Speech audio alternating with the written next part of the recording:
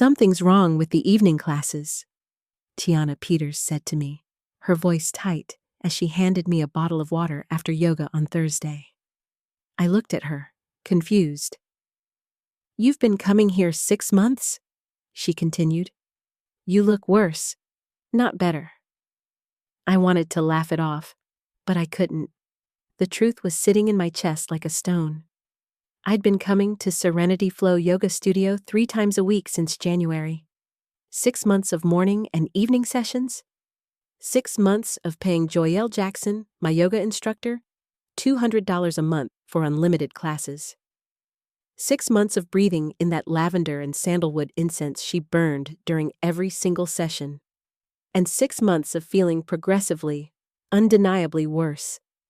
My hands reached for the counter. I steadied myself against the edge.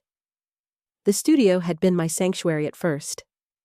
After my divorce from Maxwell Jimenez finalized, after I lost my job at the marketing firm, after everything fell apart in 2023, I needed something. A place, a practice, something that was mine. Joyelle had welcomed me with open arms.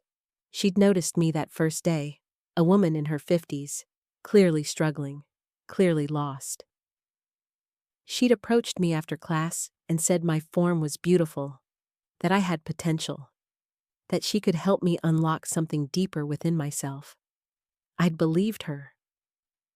Now, 6 months later, I could barely get through the day without feeling like my thoughts were wrapped in cotton. My memory was slipping. I'd forgotten my sister's birthday. I'd missed 2 doctor's appointments. I couldn't focus on anything for more than 10 minutes. And my body felt heavy, wrong, like I was moving through water. "I'm just tired," I told Tiana, but even I didn't believe it. She studied me for a long moment. Then she said something that was the crack that split the facade. "That incense. Have you ever asked what's actually in it?" The question hung in the air between us. I hadn't. I'd never thought to ask. Joyelle burned it during every class.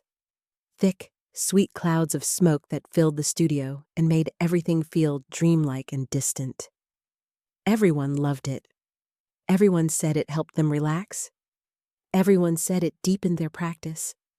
But Tiana's eyes were serious. "My daughter's a chemist. She came to a class last week. She told me later that the smell wasn't right. She said some incenses can have things added to them, things that aren't disclosed." My stomach tightened. "What kind of things?" "Sedatives, relaxants, compounds that affect perception." Tiana's voice dropped. "Things that aren't legal to give to people without their consent." I didn't sleep that night. I lay in bed in my small apartment, the one I'd downsized to after the divorce, and I thought about every class, every session where I'd breathed in that incense for 45 minutes to an hour. Every time I'd felt that floating sensation, that disconnection from my body, that sense of time slipping away. Every time I'd come home and couldn't remember what I'd eaten for lunch. Every time I'd felt confused about what day it was. By Friday morning, I'd made a decision. I drove to the studio early before the 6 a.m. class started. Joyelle was in the back room, preparing. She was always there before everyone arrived, lighting candles, rolling out mats, burning the incense. I'd watched her do this routine 100 times, but I'd never paid close attention to where the incense came from. I found her standing at a small table in the back office, arranging bottles and containers. The incense wasn't burning yet. She looked up when I entered, her face shifting into that familiar, welcoming smile. Joyelle was in her early 40s, beautiful in that effortless way that made people want to trust her. She had long dark hair, always perfectly styled, and she wore flowing linen clothes that made her seem almost ethereal. "Miraline," she said warmly, "you're early. Is everything okay?" "I wanted to talk to you about something," I said carefully. "The incense. Where do you get it?" Her smile didn't waver, but something changed in her eyes. It's a special blend. I have it made by a supplier in California. Why do you ask? What's in it? The usual things. Sandalwood, lavender, some other herbs. Why? She was lying. I could feel it. There was something in the way she answered too quickly, the way her fingers moved to adjust a bottle on the shelf. She was nervous. Someone mentioned it might have other things in it, I said. Things that aren't labeled. The room went very still. Joyelle set down the incense holder she'd been holding. When she looked at me again, the warmth was completely gone. Her face had become a mask. That's a serious accusation, she said quietly. I'm not accusing you of anything. I'm asking you directly. Is there anything in that incense besides what you just told me? She stood up very slowly. She walked toward me, and I had to fight the instinct to step backward. You need to be very careful what you say, Miraline. You need to be very careful about spreading rumors about my business. I'm not spreading rumors. I'm asking you a question. And I've answered it. Her voice had turned cold. The incense is exactly what I said it is. If you don't believe me, you're welcome to find another studio. But I didn't leave.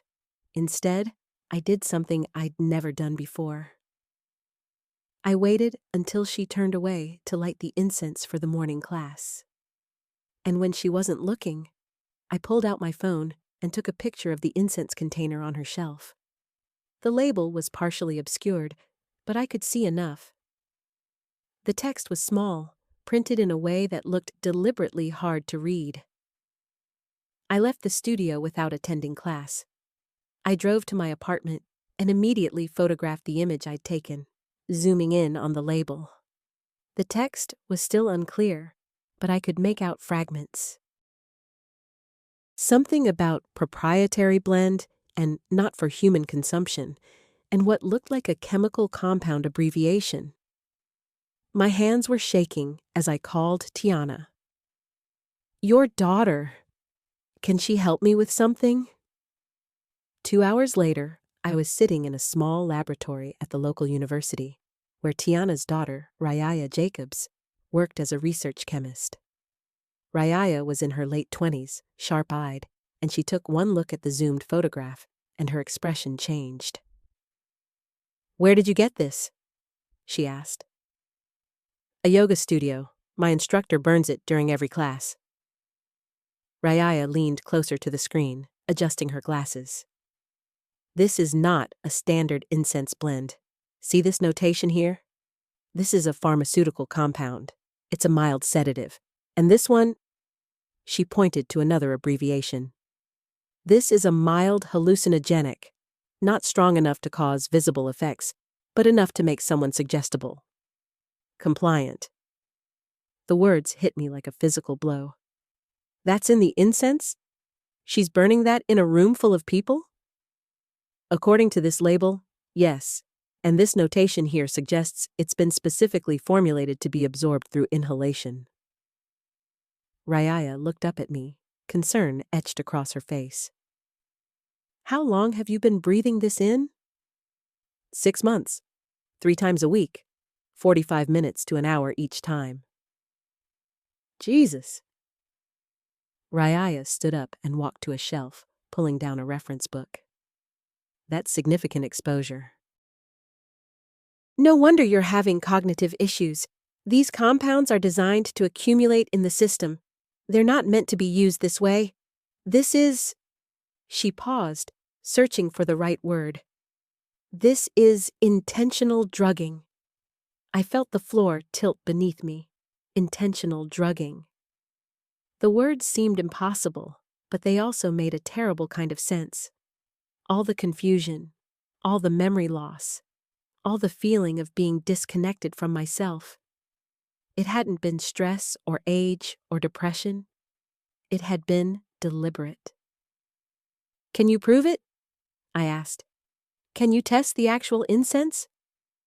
If I can get a sample, yes, but you'd need to obtain it legally. You can't just take it from her studio. That would be theft. and it would compromise any evidence. I spent the next week planning. I couldn't go to the police without proof. I couldn't confront Joyelle without understanding exactly what she'd done and why. And I couldn't just let this continue, not when other people were breathing in whatever that substance was during their classes. I attended the Tuesday evening class as normal. I sat in the back, watching Joyelle lead the session.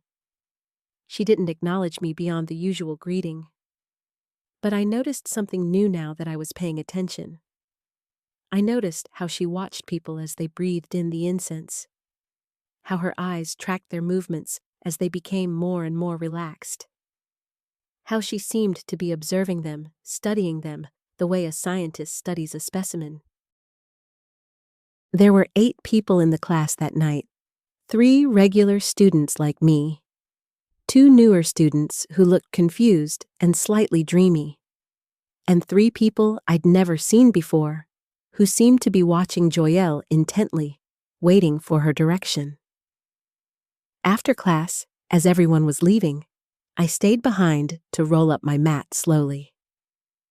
I watched as Joyelle approached one of the new students, a woman who looked to be in her 60s, and handed her a card.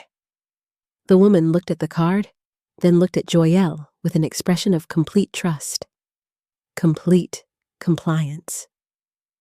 My stomach turned. This wasn't just about the incense.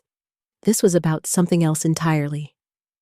I waited until everyone had left. Then I approached Joyelle.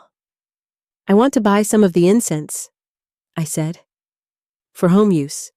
Can I purchase some from you?" She looked at me with surprise, then suspicion. "Why would you want to do that?" "I love how it makes me feel during class. I thought it would be nice to have the same experience at home." She studied me for a long moment. I could see her calculating, weighing whether I was being truthful or whether I was suspicious. Finally, she said, "It's not for sale. It's a proprietary blend. I only use it here. But I could pay you for it, whatever you charge." I said it's not for sale. Her voice had that edge again, the cold, controlled edge that told me I was pushing too hard. "Why are you really asking, Miraline?" I decided to take a risk. "Because I know what's in it. And I know it's not legal to give to people without their consent." The silence that followed was absolute. Joyelle's face didn't change, but her eyes went very dark. She walked over to the studio door and locked it. Then she turned back to me, and I realized I'd made a terrible mistake.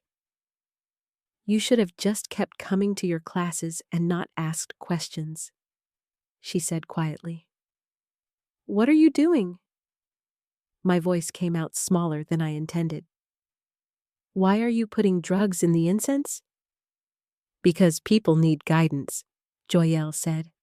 "They need to be opened up, made receptive, made willing to listen to what I have to teach them." "That's not teaching. That's manipulation.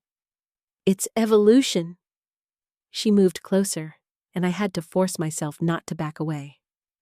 "Do you know how many people come through that door carrying trauma, carrying pain, carrying resistance to change? They say they want transformation, but they don't. They want to stay comfortable in their suffering. I give them the gift of openness. I help them see what's possible when they stop fighting. By drugging them, by facilitating." She smiled, and it was the most terrifying thing I'd seen. "And you, Miraline, were one of my best students. So open, so willing, so easy to guide." I moved toward the door. She stepped in front of me. "I'm leaving," I said. "No, you're not. You're going to sit down. You're going to breathe in some more incense, and you're going to forget this conversation ever happened. You're going to forget that you ever suspected anything. You're going to come back to class 3 times a week, and you're going to tell everyone how wonderful you feel, how transformed you are. You're going to be my testimonial." "I won't do that." "You will." She reached for a small incense holder on the shelf behind her. She was already lighting it when I made my move. I grabbed the door handle, twisted it hard, and pulled. The lock held for a second, then gave. I yanked the door open and ran. Behind me, I heard Joyelle calling my name, but I didn't stop. I ran to my car, started the engine, and drove away from Serenity Flow Yoga Studio with my heart hammering against my ribs. I drove straight to the police station. The officer I spoke with, a woman named Elena Gonzalez, listened to my story with increasing concern. But I could see the doubt in her eyes. Without proof, without a sample of the incense, without testimony from other students, it was just my word against Joyelle's.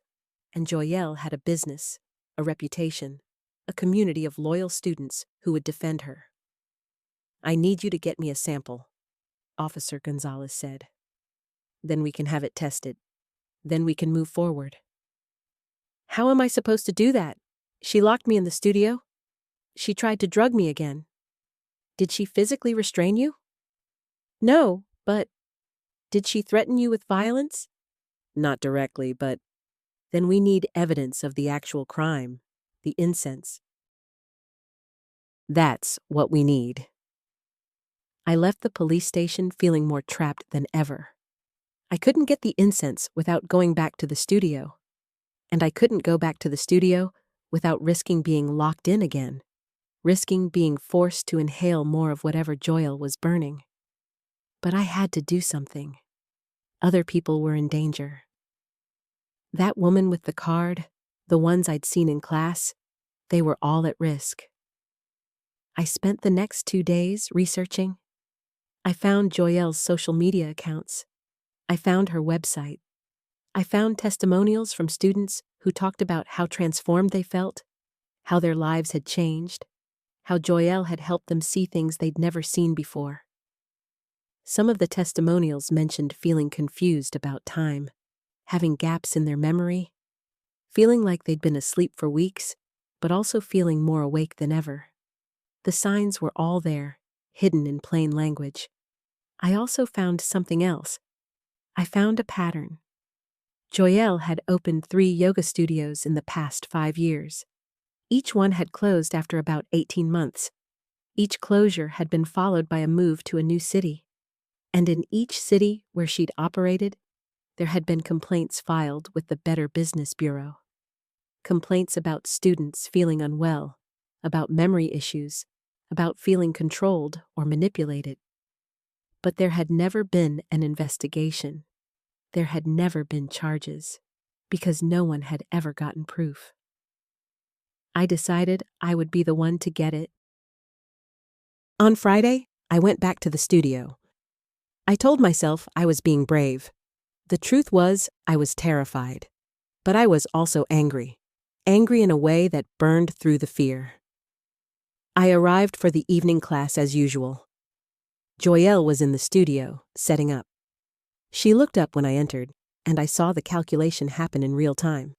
She was deciding whether I was a threat or whether I was still under her control. "Miraline," she said warmly, "I was hoping you'd come back. I was worried about you." "I'm sorry about yesterday," I said, forcing my voice to sound uncertain, small. "I was confused. I don't know what I was thinking." She smiled, the predator's smile. "Of course you were confused. You've been carrying so much pain. It clouds your judgment, but that's okay. That's what I'm here for. To help you clear it away." I set down my mat in my usual spot. I watched as she lit the incense. The familiar, sweet smell filled the studio. My body tensed, wanting to reject it, but I forced myself to breathe normally, to appear compliant. Other students arrived, the regulars, the confused-looking newer students, and then the 3 people from before, the ones who watched Joyelle like she held the keys to everything. They took positions around the studio, and I realized they weren't students. They were something else. Assistants, maybe, or people already under her control. As the class began, I positioned myself near the supply closet where I'd seen Joyelle store the incense holder and the incense sticks. I'd watched her routine enough times to know exactly where everything was kept. During the first sun salutation, when everyone was focused on their movements and breathing, I reached behind me and felt for the supply closet door. It wasn't locked. My fingers found the incense container on the shelf inside. I palmed it, small, light, easy to conceal in my yoga pants pocket. The class continued. 45 minutes of breathing in the drugged incense while I sat with stolen evidence in my pocket. 45 minutes of watching Joyelle guide everyone into deeper states of compliance. 45 minutes of pretending to be under her spell while my mind raced with what came next. When class ended, I rolled up my mat slowly. I made sure to move like the other students, slowly, dreamily, compliant. Joyelle watched me leave with satisfaction in her eyes. I drove straight to Rayaya's laboratory. "This is it," I said, setting the incense container on her desk. "This is what she's been burning." Rayaya's eyes widened. "You took this from her?" "Yes." "Miraline, I know, but we need proof. We need to know exactly what's in it. We need to be able to prove it in court." Rayaya looked at the container for a long moment. Then she nodded. "Okay, give me 24 hours. 24 hours felt like a year. I couldn't sleep. I couldn't eat. I kept thinking about Joyelle's face, about the way she'd looked at me when she realized I knew, about the way she'd tried to trap me in that studio, about all the other people she was doing this to. I also kept thinking about why. Why would someone do this? What was the end game? Was it just about control? Was it about money? Was it about something darker? The next morning, I got my answer when I found an article online. A lawsuit filed in California against a yoga instructor named Joyelle Jackson. The suit was from a woman who claimed she'd been manipulated and controlled through the use of drugged incense. The woman claimed she'd transferred over $100,000 to Joyelle during the time she was under the influence of the incense. The woman claimed she'd signed over her house to Joyelle. The woman claimed she'd cut off all contact with her family at Joyelle's direction. The lawsuit had been filed 3 years ago. It had been settled out of court. Joyelle had moved to a new state and opened a new studio. I called Officer Gonzalez immediately. I told her about the lawsuit. I told her about the pattern. I told her about the incense I'd given to Rayaya for testing. "Get me the results," Officer Gonzalez said, "and get me statements from other students. Then we can move forward." Getting statements from other students proved harder than I expected. Most of them were still under Joyelle's influence. When I tried to talk to them, they defended her fiercely. They said I was confused, that I was jealous, that I was trying to sabotage her because I was weak and she was strong. But there were 2 students who listened. 2 students who recognized something was wrong. One was a woman named Maliuna Fox, who'd been coming to the studio for 3 months and had started to notice the same cognitive issues I'd experienced. The other was a man named Callan Ruiz, who'd brought his elderly mother to classes and had noticed her becoming increasingly confused and compliant. "I thought it was her age," Callan told me when we met at a coffee shop away from the studio. "I thought she was just getting more forgetful. But then I started feeling it too. Like my thoughts weren't quite my own. Like I was thinking what Joyelle wanted me to think." "I have proof," I told them both. "The incense has been tested. It contains sedatives and hallucinogens. She's been deliberately drugging everyone in her classes." Meliuna's hands went very still around her coffee cup. "Oh my God, I thought I was going crazy." "You're not going crazy. You're being poisoned." We filed statements together. We gave them to Officer Gonzalez. We told her everything we knew. And then we waited.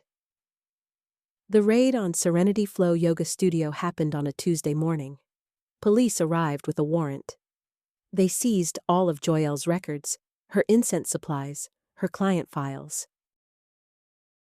They found evidence of financial transactions, thousands of dollars transferred from students to Joyelle's personal accounts. They found recordings of Joyelle talking to her assistants about how to deepen students' compliance. They found a journal where Joyelle had written about her project to awaken people to their true potential, which basically meant making them susceptible to her manipulation. Joyelle was arrested on charges of fraud, illegal distribution of controlled substances, and conspiracy to commit financial exploitation. But the legal process was slow. Very slow. Months passed. Joyelle was released on bail. She hired expensive lawyers. She claimed everything was a misunderstanding. She claimed the incense was just a natural blend, and that she had no idea any students had experienced negative effects. It took 8 months for the case to go to trial. During those 8 months, I had to rebuild my life. I had to deal with the lingering effects of 6 months of inhaling sedatives and hallucinogens. I had to work with a therapist to process what had happened to me. I had to fight the urge to go back to the studio, to accept Joyelle's apologies, to believe that maybe I'd been wrong, because that was the insidious thing about what she'd done. The drugs had made me compliant, yes, but they'd also made me doubt myself. Even after I knew the truth, part of me wondered if I was being unfair, if I was misinterpreting things, if I was being too harsh. The trial was held in late fall. I sat in the witness stand and told the jury everything. I described the incense, the effects, the manipulation. I described how Joyelle had tried to trap me in the studio. I described the pattern of her moving from city to city, leaving a trail of damaged students behind her. Rayaya testified about the chemical composition of the incense. Officer Gonzalez testified about the evidence they'd seized. Meliuna and Callan testified about their experiences. And then Joyelle's lawyers tried to tear apart every word we said. They claimed the incense was just a natural blend that happened to have some relaxing properties. They claimed any confusion students experienced was their own fault for not eating properly or sleeping enough. They claimed the financial transactions were gifts, freely given, not the result of manipulation. They claimed Joyelle was a victim of a witch hunt, targeted by jealous students who couldn't handle her power and success. But the jury didn't believe them. The evidence was too strong. The pattern was too clear. The damage to her students was too documented. On November 15th, Joyelle Jackson was found guilty on all counts. She was sentenced to 5 years in prison for fraud and illegal distribution of controlled substances. The judge ordered her to pay restitution to her victims.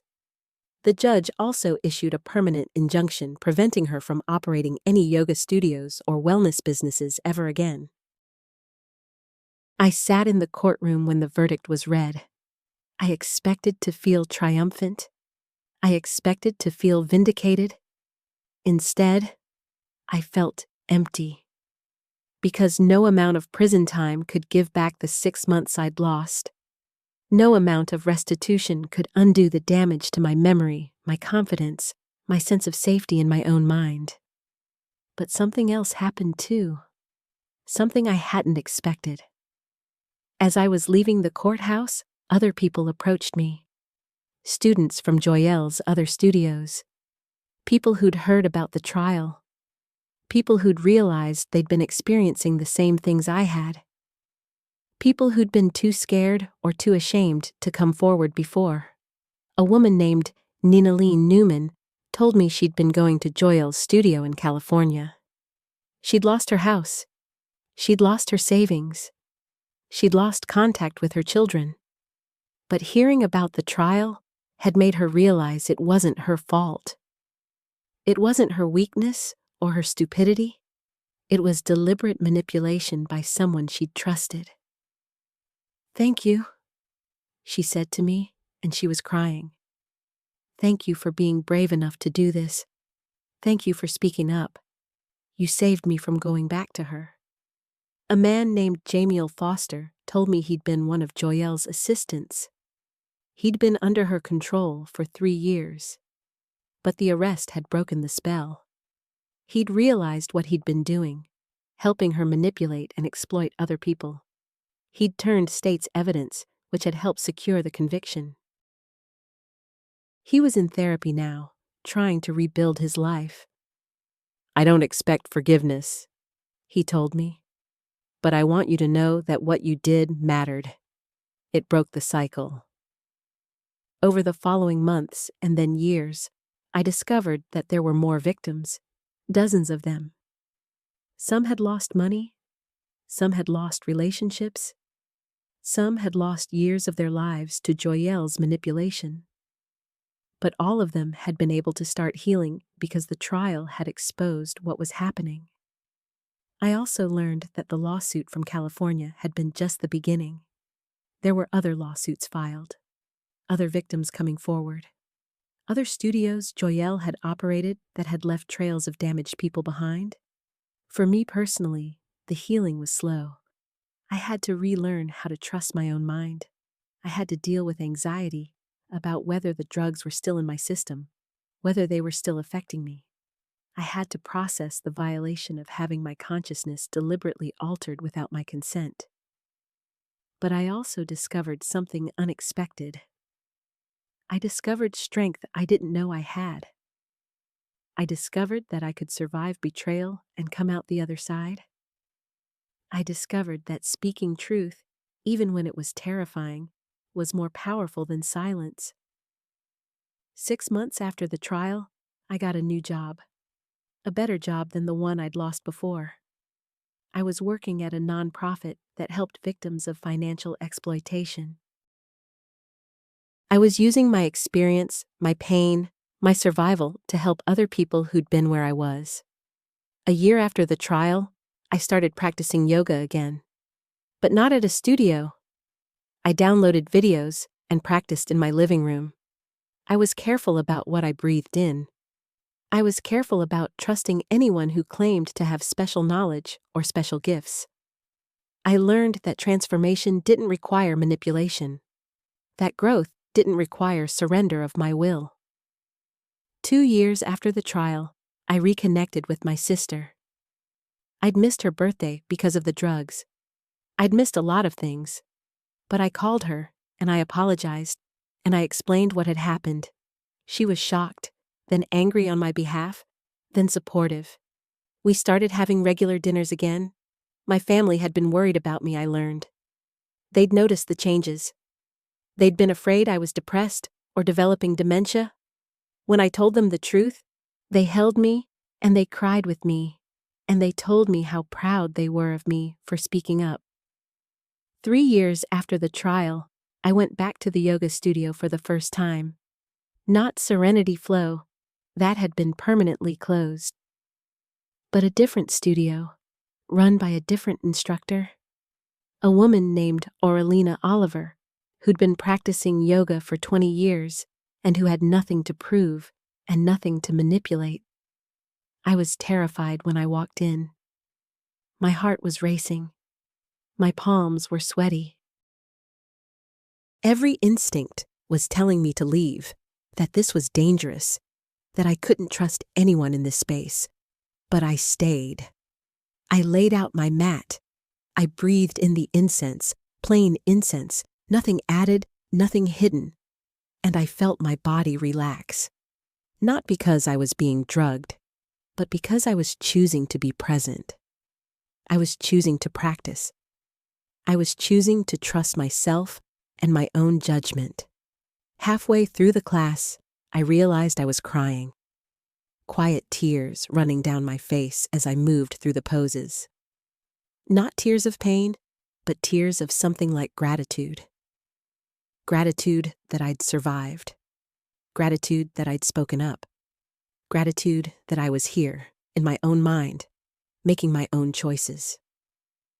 Today, 4 years after the trial, I'm a different person than I was when I first walked into Serenity Flow Yoga Studio.